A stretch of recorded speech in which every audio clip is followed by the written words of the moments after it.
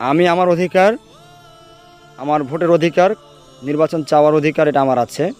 আমি মানুষের কাছে যাব, জনগণ যদি আমাকে প্রত্যাখ্যান করে করবে, কিন্তু কোনো দল যদি আমাদের কোনো কোনো মানুষকে, কোনো লোক যারা ভোট চাইতে যাবে আমাদের সহ যে কোনো দলের হতে পারে, অন্যায়ভাবে যদি কেউ বাধা দিতে আসে অথবা আমার মা বোনদেরকে হ্যারাসমেন্ট করতে চায়, প্রশাসনকে বলবো সে কোন দলে সেটা দেখবেন না, তাকে ধরে নিয়ে আসবেন, জেলখানায় ভরে রাখবেন।